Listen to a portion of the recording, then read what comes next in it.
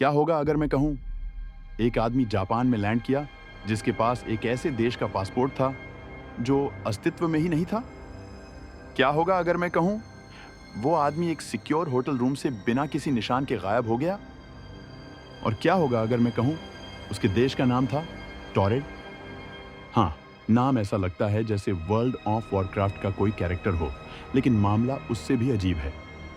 स्वागत है दोस्तों मिस्ट्री मैनर में, जहां सच्चाई चेकआउट कर जाती है और रहस्य चेक इन करते हैं। आज हम उतरेंगे 20वीं सदी की सबसे रहस्यमयी अर्बन लीजेंड में, the man from Taured. Seat belt बांध लीजिए, पासपोर्ट पकड़िए और गूगल मैप्स पर अपना देश फिर से चेक कर लीजिए। आगमन 1974, जापान। साल है 1944। जापान अभी अभी वर्ल्ड वॉर 2 से उभरा है। टोक्यो का हनेदा एयरपोर्ट धीरे धीरे इंटरनेशनल ट्रैफिक देख रहा है। लेकिन एक दिन एक आदमी आता है, दिखने में यूरोपियन, कपड़े एकदम फॉर्मल। वो फ्रेंच धारा प्रवाह बोलता है, जापानी समझता है और कहता है, मैं बिजनेस ट्रिप पर आया हूं। सब कुछ ठीक जब तक वो अपना पासपोर्ट नहीं देता। इमिग्रेशन ऑफिसर पासपोर्ट देखता है, फिर उसे घूरता है, फिर शायद सोचता है, क्या ये फ्रेंच एम्बेसी की कोई प्रैंक है? क्योंकि पासपोर्ट है टॉरेड देश से। ऐसा देश जिसके बारे में किसी ने कभी सुना तक नहीं। पूछताछ, टॉरेड है कहां? जापानी अफसर उससे पूछते हैं, सर ये टॉरेड कौन सा देश है? वो आदमी शांति से नक्शा निकालता है और स्पेन फ्रांस के बीच की जगह पर उंगली रखता है। मतलब जहां आज अंडोरा है वहां वो कहता है कि टॉरेड है, और कहता है कि हमारा देश पिछले 1000 सालों से है। क्या ये कोई मंडेला इफेक्ट है या बंदा किसी और डायमेंशन से आ गया है? वो आदमी पूरी तरह से हैरान है कि लोग टॉरेड को नहीं जानते। उसके पास जापान और दूसरे देशों की ट्रैवल स्टैंप्स भी हैं। तो अब 3 ऑप्शन बचे। वो किसी पैरेलल यूनिवर्स से आया है, वो कोई एडवांस्ड फोर्जर है जो शायद फ्यूचर से आया मैप लेकर आया है, या फिर भाई साहब एक्टिंग में ऑस्कर ले जाते। गायब, होटल लॉकडाउन से।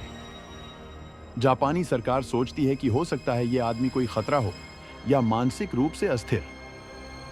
उसे एक होटल रूम में बंद किया जाता है। गार्ड्स बाहर 24/7 तैनात होते हैं।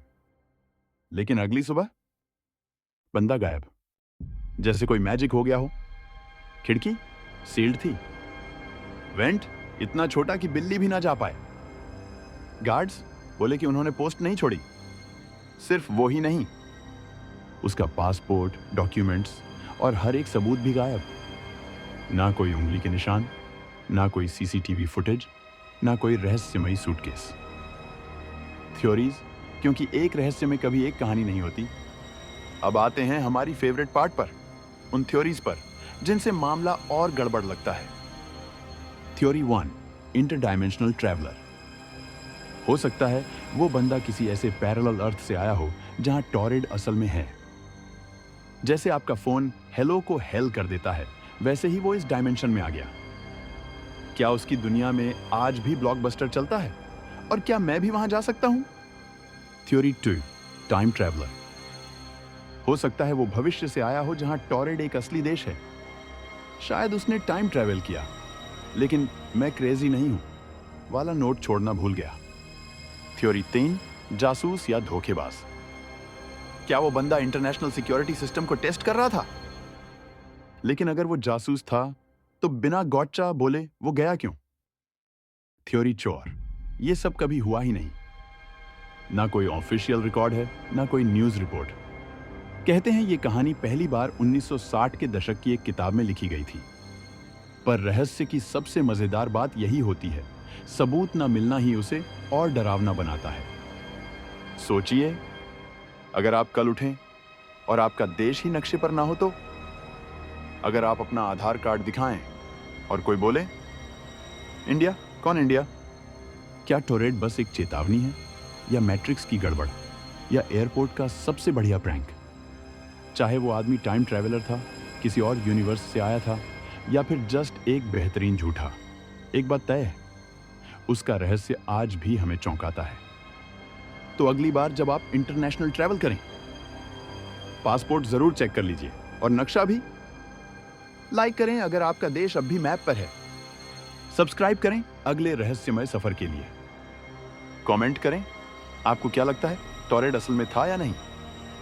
मिस्ट्री मैनर से आज के लिए बस इतना ही, जहां सवाल ज्यादा होते हैं और जवाब अक्सर गायब।